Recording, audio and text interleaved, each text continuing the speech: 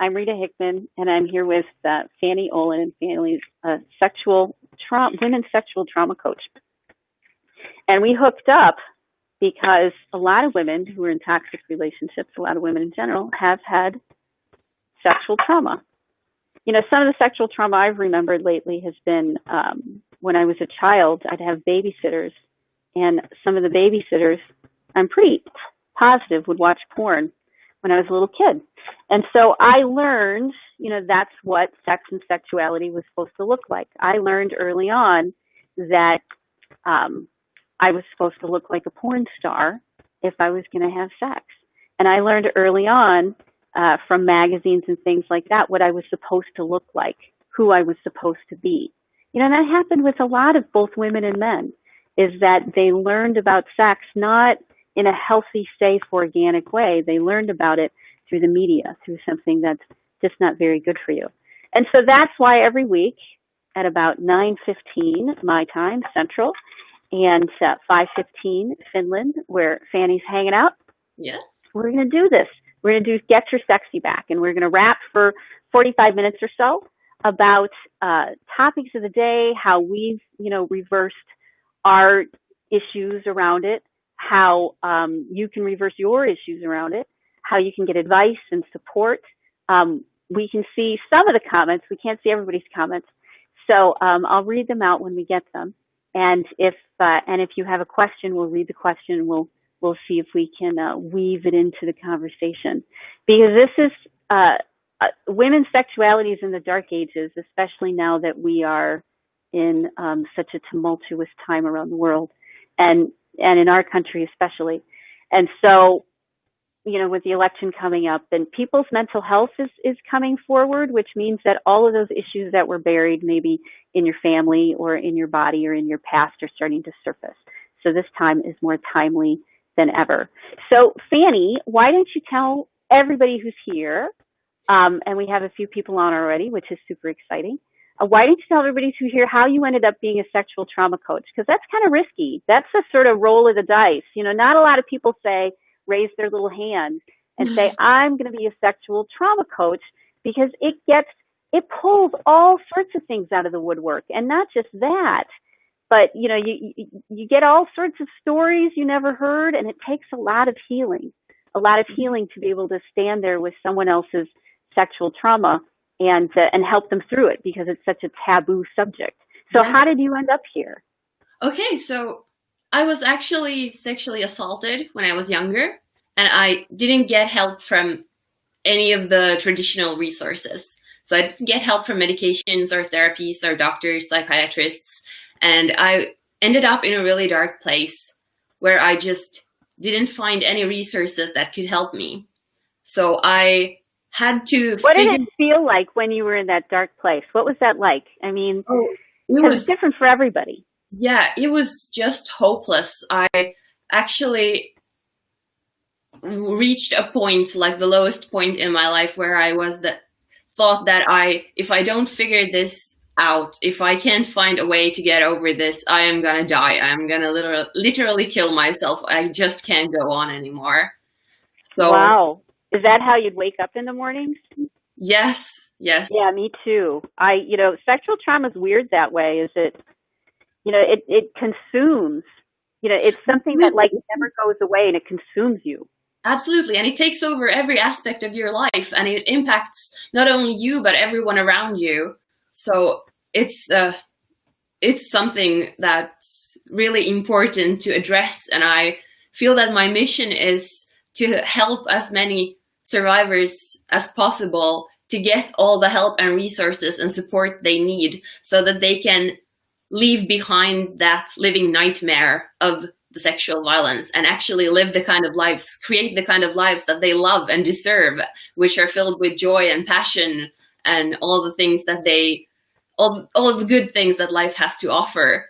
So how did this affect you with your partner or with any romantic partners that you had? I mean, so you had sexual trauma when you were a child, you know, when you were younger, and then when you became an adult, you know, more matured as an adult. How did this, I mean, what were some of the tells and the signs that you were having problems with it or that it was affecting your life. Because a lot of women, we just assume we're broken. I mean, for me, I know when I got married, right after I got married, I went to my doctor and I said, you know what, I have a real problem with feeling interested, in this part of my life. I have a real problem. I feel like I'm broken, even though my trauma happened, when I was 4 years old and then a few other times after that.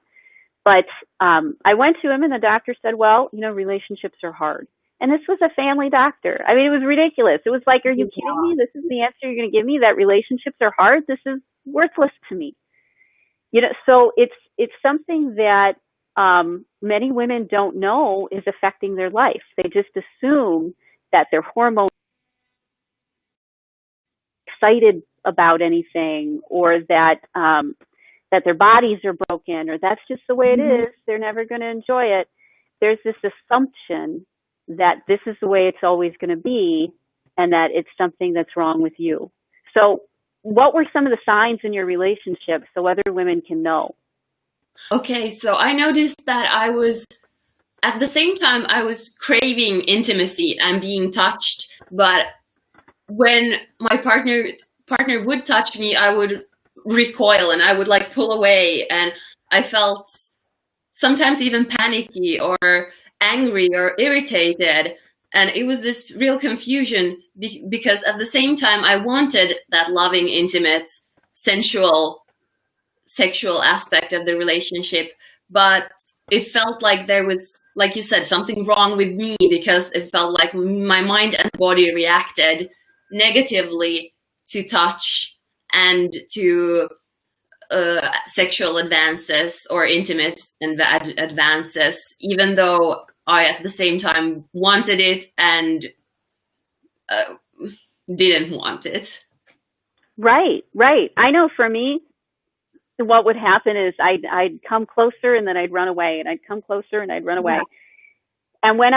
And one of my pet peeves for the longest time was the sneak seduction, so that I'd just be comfortable living my day, doing my thing, and then I walk into the bedroom and there's, something on the nightstand and, a little nightie laid on the bed, and I would be so angry. I would feel so violated by being pressured to be in this situation. And to me, the emotions were very real. I'd look at the situation and I felt violated because, my partner who loves me was trying to do something nice for me, and I just wanted to punch him in the face and run away. Yeah, I can relate to that. Absolutely. So something that just helped me with this was actually differentiating, making the clear distinction between healthy sex and healthy intimacy and healthy connection, physical connection in relationship, and between sexual trauma. And so what does healthy sexuality look like? I mean, because I know I read all these romance novels when I was a kid. and there was a very specific idea in my mind of Fabio, swooping in on his white Mustang on the beach, and sweeping me up, and women's, it's like porn is designed for men and romance novels are designed for women, but they can still be destructive to our way of thinking, because it's a fantasy. It's not real. Yeah. So for me, what I think is most important about understanding healthy sex and healthy sexuality is that it's mainly for yourself and for the connection and the intimacy and the pleasure between you and your partner, but mainly because of yourself, not because you feel pressured into having sex, not because you feel that your partner might be disappointed if you're not in the mood, not because you feel like it's something you should do. It's something that happens in your brain when you're turned on and you want to have it and you choose to have it, and that's when it can be pleasurable and enjoyable. And it always involves three things. It involves consent, which is not the absence of a no, but the presence of an ongoing, enthusiastic yes. And so what does that look like? I mean, when you say that, people, that's been a big word over here, at least in the States, of, consent. But we haven't had a lot of education on what consent really looks like. Now, you just said it's an ongoing affirmation that, yes, this is what I want to happen. An ongoing yes.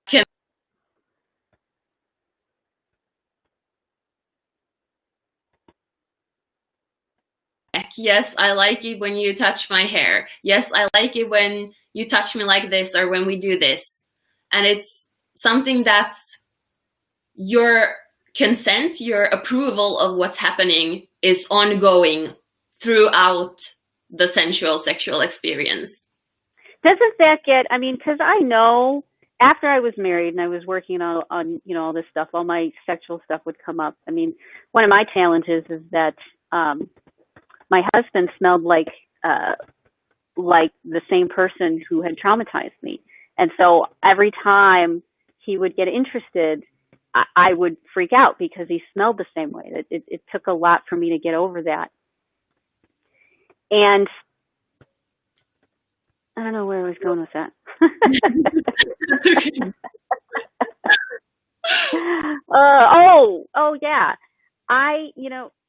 There was a constant reacting, and I felt like I was overreacting by, God, do I always have to say yes? Do I always have to say no?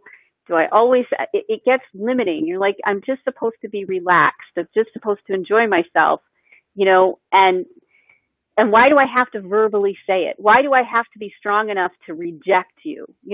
Why do I have to put up walls? Why can't you just respect who I am? And it ends up in this weird dominating thing, between men and women. Yes, absolutely. And what's most important to understand is that if you've been through sexual trauma, you have to respect your own pace of sexual healing. And you can't do it at the pace of another person. You have to do it at your own pace, the pace you're comfortable with, and the way that feels best for you. And always know that it's okay to put the brakes on, and it's always okay to say no and decline a sexual invitation. And really, communication with your partner is key, and talking about your boundaries and making clear what's okay and what's not okay, what kind of touch feels nice and what doesn't, and if you have any triggers, sharing them. But how do you do this under this culture of, let's say you're in a relationship with someone who, struggles with their own anxiety, struggles with their own fears, and even though it's perfectly okay for you to say no and to set boundaries and to, be comfortable that way, that's not how a lot of relationships look. A lot of relationships still look like there's this male pressure, and the female needs to sort of acquiesce. We need to sacrifice ourselves because it'll just keep things smoother. It'll just keep things easier. I mean, these ideas, I know, are what kept me and keep a lot of women from moving forward, because their partner wants to understand, but doesn't really have a concept of what's going on, and they've got their own life to live, and they've got their own human issues going on. They're a person too. How did you work through those? How did you work through those natural human fears around disappointing someone or being rejected? Okay, well, it took a lot of courage, first of all, to deal with those fears. And it's absolutely natural in sexual healing that a lot of fears will come up on both sides, on the side of you and your partner. So addressing those fears is what I did through journaling. I wrote down all the things that I was scared of that would happen. Like, what if I get a flashback during sex? Or what if I don't ever feel like having sex again? And I went through all those fears and listed them down, wrote them down, and then looked at them through a critical perspective, asking myself, is this absolutely 100% true? And is it true for everyone? Is it an absolute truth? And in most cases, the fear was real, but the belief, the underlying belief was necessary wasn't.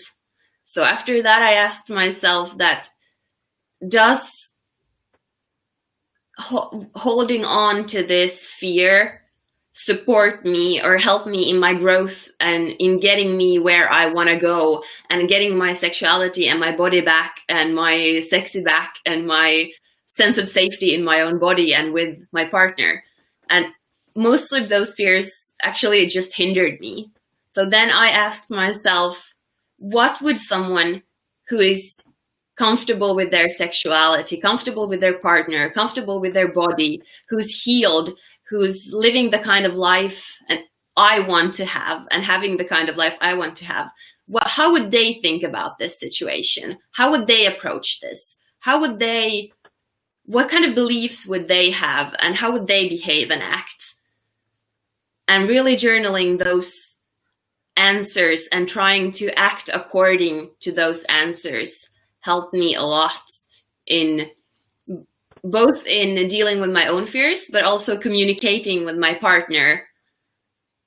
And I feel like you have to communicate your needs and boundaries in a very loving way. Like obviously you have to be clear that there are some boundaries, that these are triggering things to me that I do not like, but also making clear at the same time that I do still love you and I know that you want to be intimate with me and I want to do that with you too, but it's gonna have to happen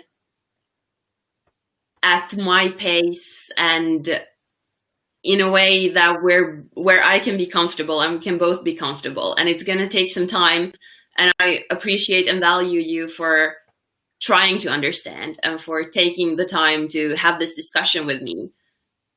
So I'm going to pause you for a second. And Kimberly has been commenting on this, so I wanted to read some of her stuff. You know, she's like, that's really hard stuff, and she understands completely. And an understanding partner will accept this and not take it personal. They will have a healthy curiosity. That's a very good point. Mm-hmm. Yeah, it's part of us is up-leveling what we're looking for in a partner and in a relationship. I mean, the women that I work with, a lot of them are repeating the patterns of relationship that their family had or that they learned when they were young. And so they end up in a relationship with someone who isn't as curious, who doesn't have a healthy desire to really find out who you are. They just want someone to take care of them, or they want someone to fill a need, or they want to work through or unpack some of their childhood issues. And so they naturally, as human beings, take it personally. I mean, my husband, he's an engineer, an electrical engineer, and he's wonderful. He's one of the most wonderful men I've ever met. And he had all of his own issues. He had all of his own stuff that he brought to the table. And so when I wanted to set boundaries, I was worried that it would create too much tension, that it would create conflict. And it took both of us kind of coming to the table and relaxing a little bit and being able to respect each other and where the other person was coming from. I mean, there was just so many memories I have of how I would disassociate and shut down and not say anything that I was disassociated and shut down, because I wanted him to have a good experience. Even if I didn't, I would have a good experience because I was being close to him, not because of, some magical elixir flowing through my body. So what do you think about all that? I think that's a very good point, that both partners do have these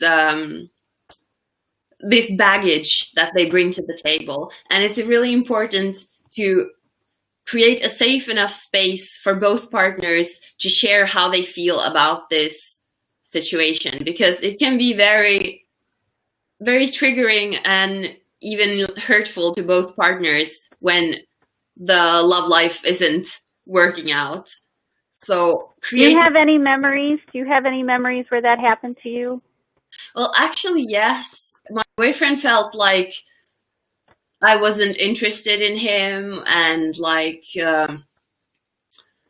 there was something wrong with him, and like maybe he felt that he wasn't like handsome enough or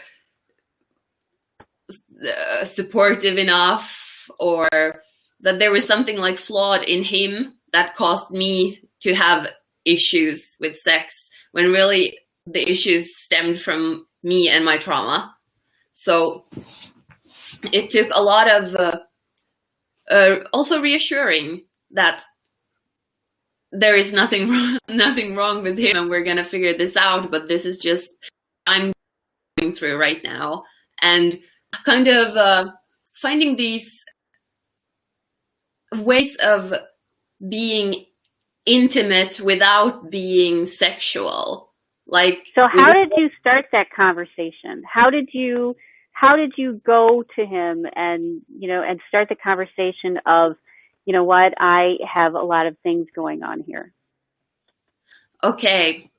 So I actually just asked him one day that, are you in a good space, in a good mood right now? And do you have the time to have a discussion about our love life and about my trauma? And he said yes.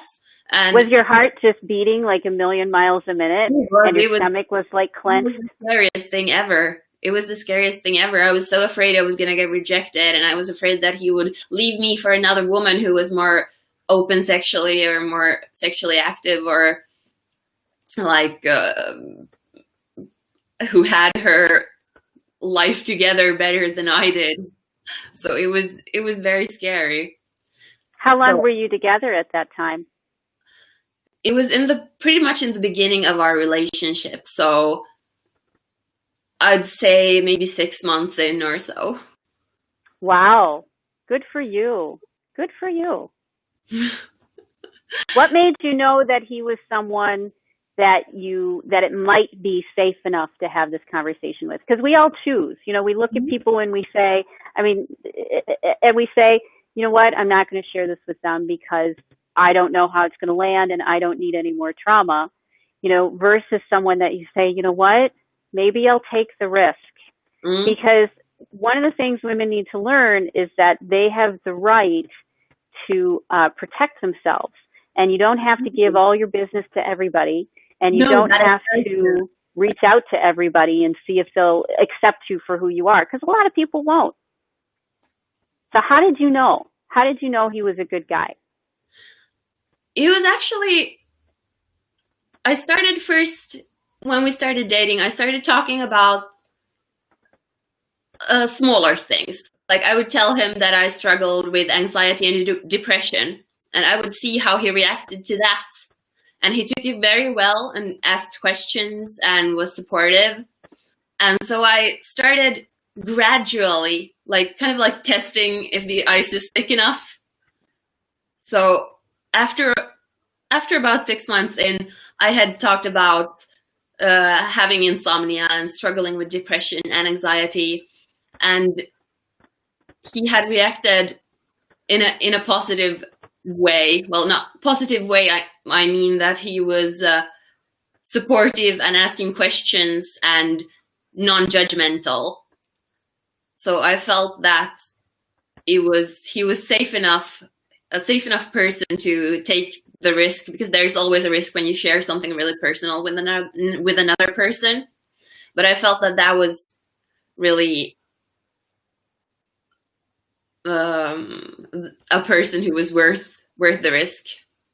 Yeah. My doctor, she gets a number of young women who come to her, and some of them will disclose, that they have sexual trauma in their past. And she didn't know how to react to those things. She didn't know how to respond, when these young women, might divulge these things.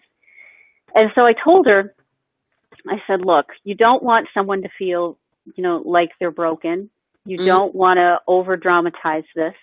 You don't want to, brush it off or push it away. You just want to stay caring and neutral without really going too far one direction or the other. because that's what will give people a sense of safety in Yes. order to disclose. So if there's any partners out there and you're wondering how do you work with or get through to someone after they've had sexual trauma, the best response is just one that's kind of quiet and present and listening and curious, more than trying to fix or help or over dramatize it, or, oh, that's terrible, I can't believe that happened to you. Because when someone's really been victimized like that, that's such a sensitive thing, and so anyone else's over emotion tends to tip the scales.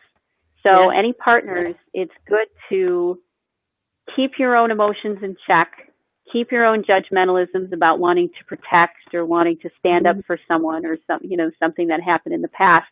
And the best thing you can do is just sort of stay neutral with it, so the other person can see that you're not running away and you're not attacking and that you aren't making any sudden movements, so that they can kind of creep up and little bit by little bit. So sometimes we have to instruct our partners to do that. I know I did. I had to be like, I just need you to not respond. What do you think about that? Yes, I actually had to do the same, and I had to tell my boyfriend that I don't need you to be like the knight on the shining knight on the white horse, and I don't need you to try to fix me, because that makes me feel like I'm broken, like there's something wrong with me. I just need you to be non-judgmental and compassionate and, like you said, pretty neutral. Like, keep your own emotions in check while I'm talking about this. Yeah, we have to teach people how to respond, because I remember when I talked to some of my family about this, I knew that their response wouldn't be the perfect response.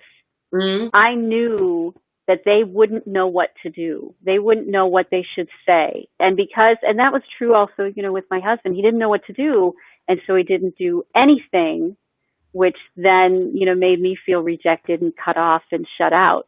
And so we almost have to coach before we disclose something that's so personal and deep. We almost have to coach our partners and say, this is what I need from you. Exactly. So the more clear you can be on what it is you need, and the more clearly you can communicate that with your partner, the better responses you're going to get from them.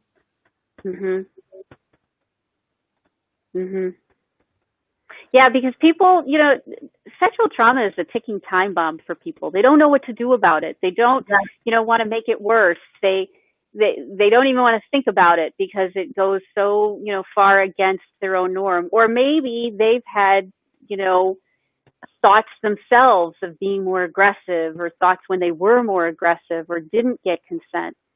People are thinking about all these things. And so what happens is we get this giant misunderstanding between the person who's been traumatized and their partner. The partner wants to help but doesn't know what to do, so it's going to behave in a reactionary sort of way, and they're going to do everything wrong, and it's going to piss you off and make you feel abandoned and angry and hurt and abused just when you were most vulnerable. But if you're smart about it, then you help someone understand what a trauma survivor needs, and you help communicate to them what will be most beneficial for you. This is how I need it to look like. Otherwise, it frightens me too much. I would tell people, I say, well, you have a choice. I can cry, I can pee myself, I can throw up, or I can empty. Which one do you want? Because if if I'm going to feel that way, my whole body will react irregardless of what my mind is thinking. My body is going to go into overdrive, and I won't be able to think clearly, and I will be frozen. And so it's so important, because trauma feels like a gaping open wound, especially sexual trauma.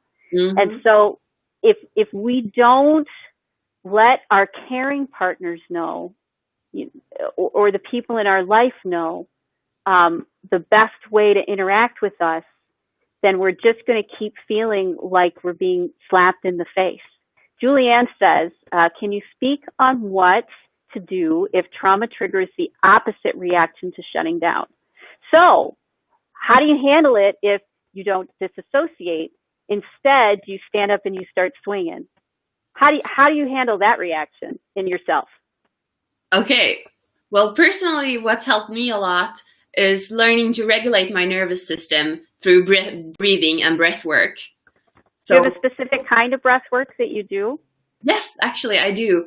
It's actually something that I heard is taught to veterans with PTSD. So it's perfect for trauma survivors as well. And it's really simple. You just breathe in for 5 seconds and exhale for 10 seconds. So that you breathe in, or the exhale is twice as long as the inhale.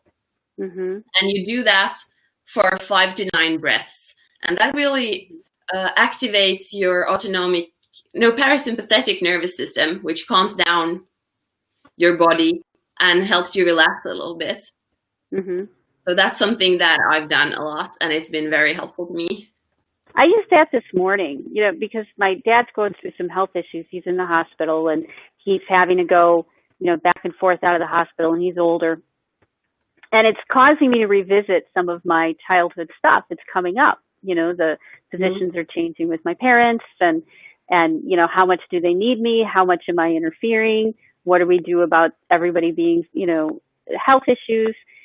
And I had that feeling of no safety in my diaphragm this morning. I woke up with that knot, knowing that I felt very unsafe. And it took me about a half an hour, about 45 minutes, to get myself level again of doing that kind of breath work, where I'd breathe in, for a few counts, and I'd breathe out twice as long. And I would say to myself, everyone is safe. Right in this moment, everyone is safe.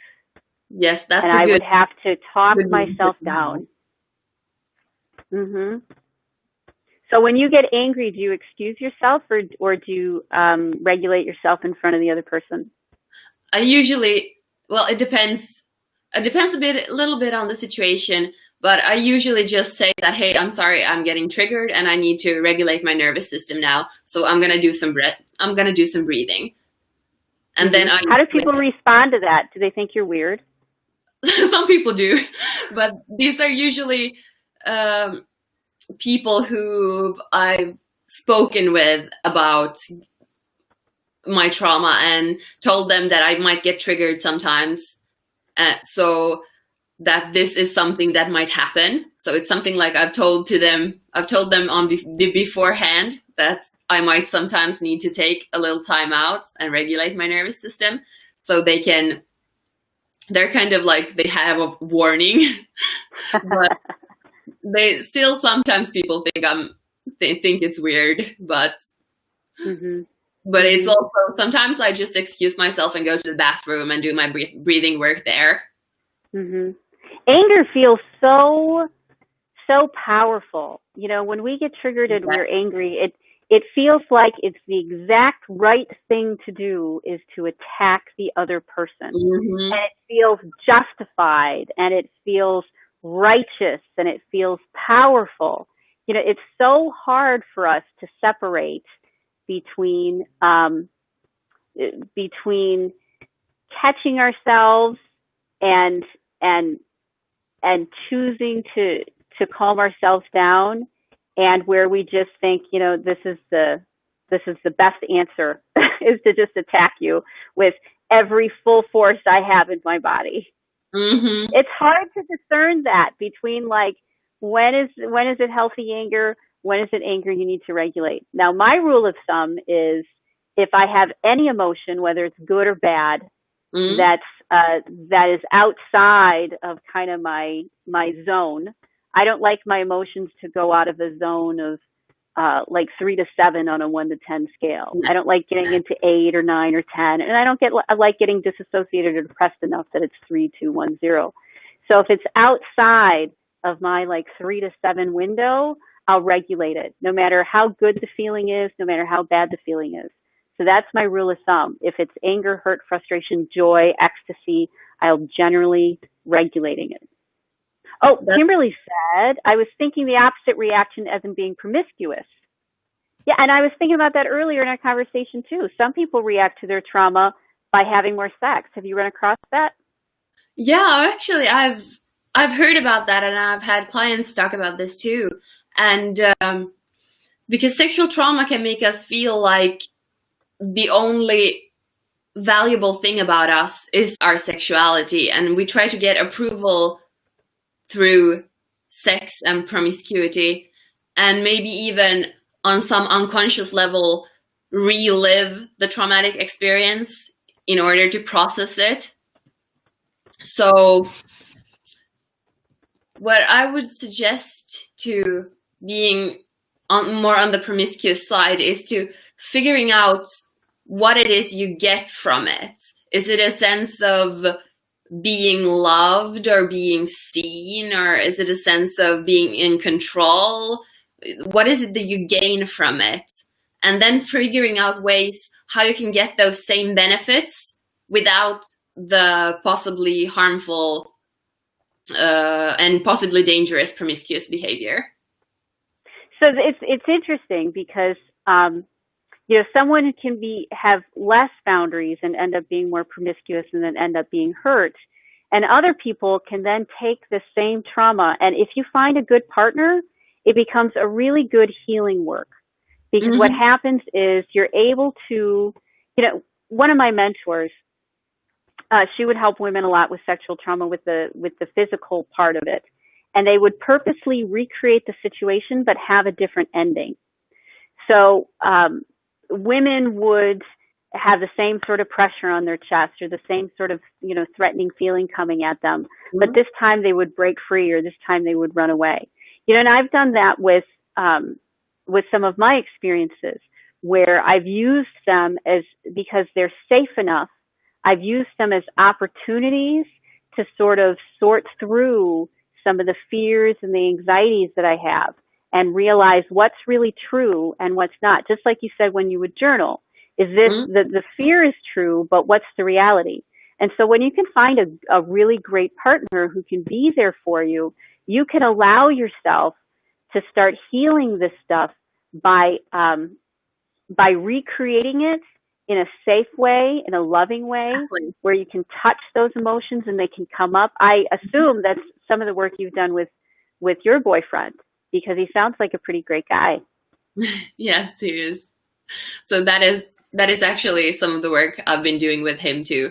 So kind of like recreating situations that would normally trigger me, like him having put his hand on my thigh. So he would do it, but this time it would be in a way that I was in control. Like we decide that, okay, you're going to put your hand on my thigh, and then I'm going to see what happens in my body, and I can put your hand away, I can tell you to stop, or I can just sit with the feelings that come up, and I can cry, and I can get angry, and you're just going to be there, like kind of like a blank slate for me to project feelings onto. Yes, yes. So you coached him as to it's through your own healing process. And, you know, I have a psychologist and I have support, energetic support and spiritual support too. And it allows you to get in touch with things which are deeper going on with you, because it's a intentional space you've created. It's not just doing it on your own. It's saying, let's work through this right now, and this is kind of how I need it to look. And because there's a lot of predators out there. I mean, this is one of my favorite creepy stories.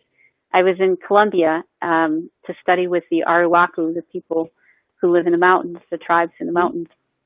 And one of our leaders was making sexual advances towards most of the women, you know, in our very small group, and would say things like, if you want to cut the ties with your ex, you know, just have sex with me and don't feel anything, you know, and that will cut the ties.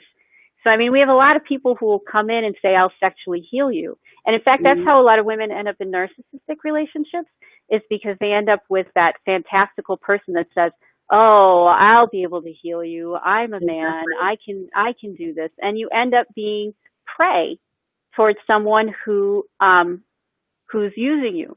So you first of all have to find somebody you trust, and then you have to kind of coach them as to what's a safe way to interact with me so I can start rewiring my triggers around this. It took a very long time for me to rewire my sense of smell with my husband.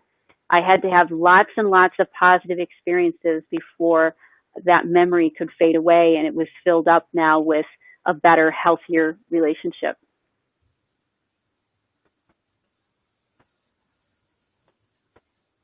Do you have any of those experiences? Actually, yes.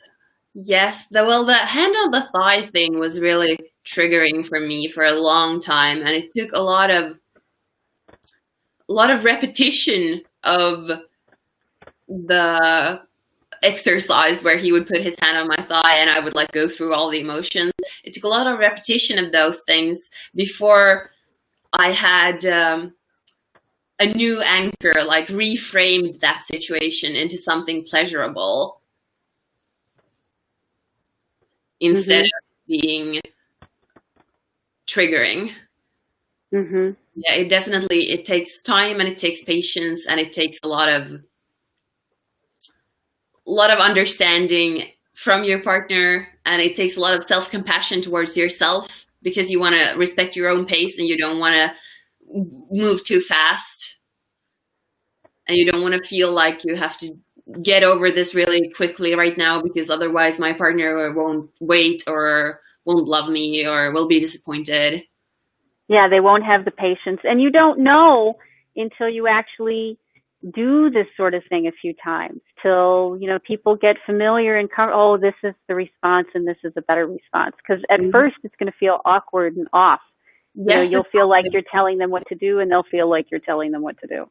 Yeah, and but you have to do that. You have to coach them through how to touch you and behave with you. But it's going to feel, like you said, awkward. It's going to feel artificially manufactured and not natural, but it will become natural over time.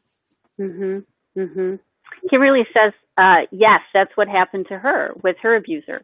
He pretended to be a healing, brotherly presence than a sexual healer. Hardly. That happens a lot. There are a lot of people out there who will prey on women who've had sexual trauma, and they'll swoop in that woundedness and say, I can heal you, I can fix you, you know, just do what I say. And they're not looking out for your best interest.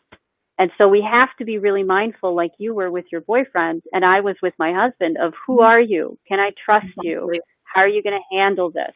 Because what tends to happen is we all go out in the world and we just want anybody to love us. Just love me, just love me. And so we attract in all of these people who are like, hey, this is like the muggers looking at the video. This is easy picking. You know, I know who I'm looking for. And so we have to be mindful. We have to test somebody out a little bit, start setting boundaries, and then we have to coach them through how to help you heal. Because if you can find a partner who can help you heal, it's way better, way more effective than if, you know, you just go to therapy or someone who does this as a living. Absolutely. We've got about 1 more minute.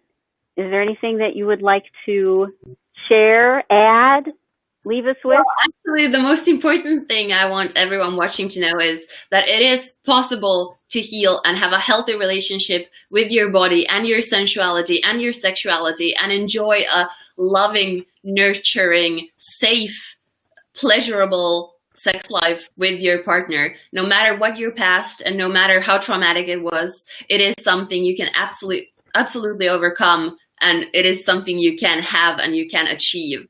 It's a process, and it takes patience and time and courage, but it is absolutely doable. So that's what I really want to leave you with. Well, Kimberly just said she's releasing so much anger and hurt today. She's been shaking all over. Okay, so before we leave, Kimberly, it's always more powerful when we do these things together. So if you want, we're going to do a tool called Havening, and we'll do it together. And Fanny, would you do it with us too? We're just going to stroke our arms 20 times. Because if anybody's being triggered by this, if anyone's having stuff coming up for them, which these conversations they're hard, they're scary, they're icky, they remind you of things you don't want to remember, but they're still attractive nonetheless. I remember watching documentary after documentary about pedophiles and murderers and things because I was so around it. Okay, so we're going to Haven. So we're going to stroke the tops of our arms 20 times, just from our shoulders to our elbows, and we're going to do this together. Ready? 1, 2, 3, 4, 5, 6, 7, 8, 9, 10, 11, 12, 13, 14, 15, 16, 17, 18, 19, and 20. Fanny, would you be willing to lead us in a little bit of breath work? Because it occurs to me from, what Kimberly was saying that this may be pretty sensitive for our listeners. So we want to make sure that we leave people in a good space. So Absolutely. Can we do some breath work? Awesome. Absolutely. So let's do the breathing technique I mentioned earlier. So we're going to breathe in for 5 seconds through our nose and exhale for 10 seconds through our mouth. So we can start together, and I'm going to do the counting. So we go 1, 2, 3, 4, 5, and exhale through the mouth. 1, 2, 3, 4, 5, 6, 7, 8, 9, 10. 1, 2, 3, 4, 5. 1, 2, 3, 4, 5, 6, 7, 8, 9, 10. 1, 2, 3, 4, 5. 1, 2, 3, 4, 5, 6, 7, 8, 9, 10. 1, 2, 3, 4, 5. 1, 2, 3, 4, 5, 6, 7, 8, 9, 10. And the last one. 1, 2, 3, 4, 5. And exhale. 1, 2, 3, 4, 5, 6, 7, 8, 9, 10. So everybody, if you find yourself a little off balance or a little triggered by this conversation, watching the replay or whatever, I want you to make sure you take some time today. And now that I think about it, Fanny and I are always going to end with some sort of regulation and calming thing, just because this is a hard conversation for everybody. So when things come up today, I want you to give yourself permission to go outside if you can, if the weather's good. Maybe take your shoes off. Maybe go hug a tree. Call a close friend. Journal. Meditate. Cook. Mm-hmm. Do laundry. Do something that gives you a sense of safety and peace and calm and regularity. Something along those lines. Give yourself permission to do that, because these conversations will stir the pot. And so if today or over the next few days you're aware of when you're feeling tense and you give yourself permission to go regulate your system by calming yourself down, you will be better for it. So I think that's it. And for today, we had Kimberly say, how encouraging to know. Thank you both so much for such important work. Cheryl says, very hard. Yes. Thank you very much. You guys are great. Cheryl says that she feels grounded. Self-inner peace is needed. Yes, absolutely. That's where we're at. So the key to healing is you have a safe space. Mm-hmm. You have something that stirs things up for you. And then as things get stirred up, you regulate your nervous system. Absolutely. And when you regulate your nervous system, that's when you start to unpack the emotions. That's when you start to get the stress chemicals off of your system. That's when you physically start to heal. So when you show up to these live streams, you're actually going through a healing process. This is a safe space. Fanny and I aren't going to yell at anybody. We're pretty nice. Absolutely. This is a sacred, safe place where all emotions are welcomed and honored and seen for the beautiful messages they are. Yes, exactly. And then we'll talk about things which may be a little bit uncomfortable, and they will stir up maybe some memories. We'll talk about our own experiences, about what we've worked through. It will bring up some feelings for you. It will bring up some thoughts, even if it's anger at us, even if it's anger at the whole situation, even if it's depression and like you're never going to get through this, or anxiety. All those are your body crying to be loved. And we're stirring it up a little bit. We're letting you hear the voices. And then you take that voice that you hear, the hurt and the woundedness and the anger and the frustration and the disassociation, and you treat it very well. You take it for a walk, and you stroke its arms, and you read a good book, and you listen to music that you love, and you get yourself calm again. You nourish and give yourself what you need. And that's the healing process. And on the other side of that comes clarity, understanding, less reactionary, more calmness, more centeredness. That's how we go through the process. Safe, stir it up, regulate, integrate. You can do this. We're all going to do it together every week, 9:15 here and 5:15 in Finland. Yes. Anything else, Fanny? No, that pretty much sums it up. Thank you all so much for watching, and I'm sending you all my love and all the strength and hope and light you need, and wishing you all the best and hoping to see you next week. Excellent. See you later, Fanny. Thank you. Thank you very much. Thanks, Bye. everybody. Bye.